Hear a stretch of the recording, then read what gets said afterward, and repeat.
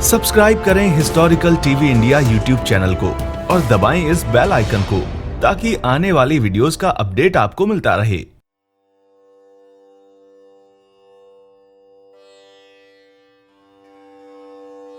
विश्व के सबसे महान ज्ञानी महात्मा, प्रचंड विद्वान और आध्यात्मिक गुरु एवं स्वामी विवेकानंद जी के गुरु श्री रामकृष्ण परमहंस का जन्म 18 फरवरी 1836 को बंगाल में हुआ।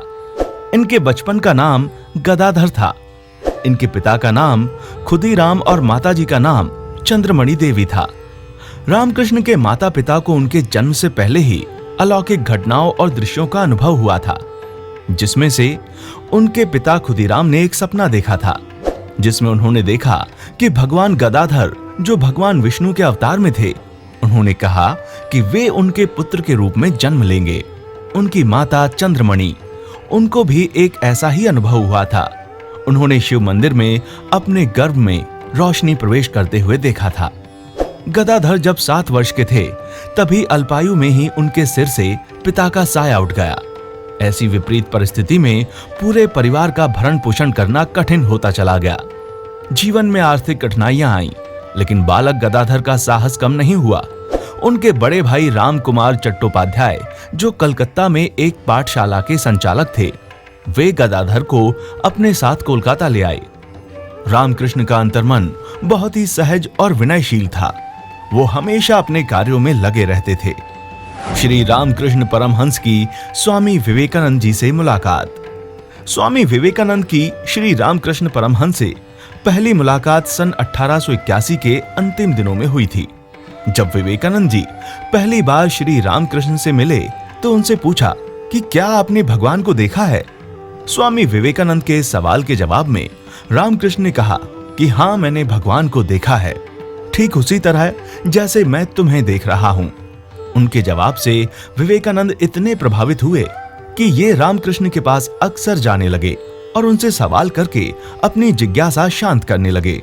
दक्षिणेश्वर के काली मंदिर में स्वामी विवेकानंद ने अपने गुरु श्री रामकृष्ण परमहंस के चरणों में बैठकर ईश्वर संबंधी ज्ञान पाया था और भारत समेत पूरे विश्व में वेदांत और ईश्वरीय ज्ञान का प्रचार प्रसार करने का जिम्मा उठाया था।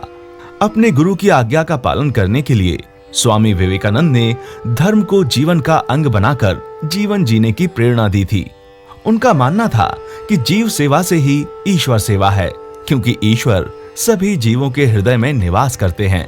स्वामी विवेकानंद अपने गुरु श्री रामकृष्ण परमहंस के साथ लगभग 5 वर्षों तक, यानी कि 1882 से लेकर 1886 तक साथ रहे, जिसके बाद 16 अगस्त 1886 को विवेकानंद के गुरु श्री रामकृष्ण परमहंस ने अपना शरीर त्याग दिया।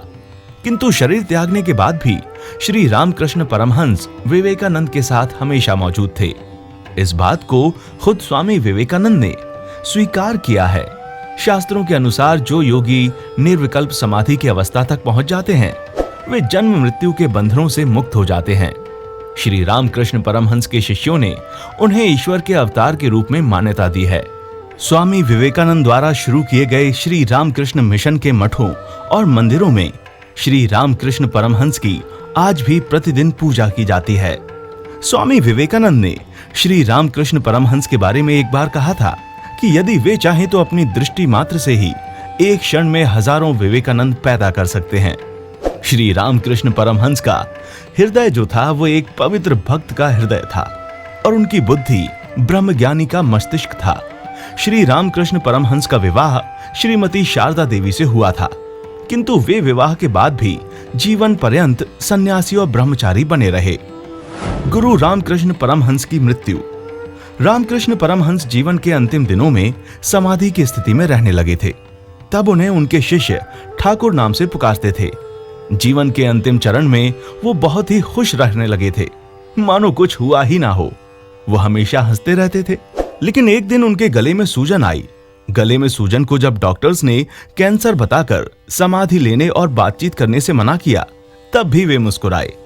चिकित्सा कराने से रोकने पर भी विवेकानंद जी इलाज कराते रहे, लेकिन चिकित्सा के बावजूद भी उनका स्वास्थ्य बिगड़ता ही चला गया। 16 अगस्त 1886 को श्रावणी पूर्णिमा के अगले दिन प्रतिपदा को प्रातःकाल रामकृष्ण परमहंस ने अपने प्राण त्याग दिए। श्री रामकृष्ण परमहंस अपनी जिंदगी के दौर में छोटी कहानियों के माध्यम से लोगों को शिक्षा देते थे। कलकत्ता के बुद्धिजीवियों पर उनके विचारों ने जबरदस्त प्रभाव छोड़ा था।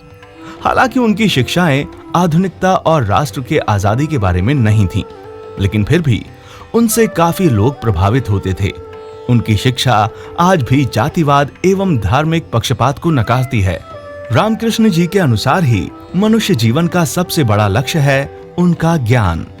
तो दोस्तों, आज के इस एपिसोड में बस इतना ही। अगर आपको वीडियो पसंद आए तो इसे लाइक जरूर करें और अपने इस हिस्ट्री चैनल को सब्सक्राइब करें और दबाएं इस बेल आइकन को, ताकि आने वाली वीडियो का अपडेट आपको मिलता रहे। धन्यवाद।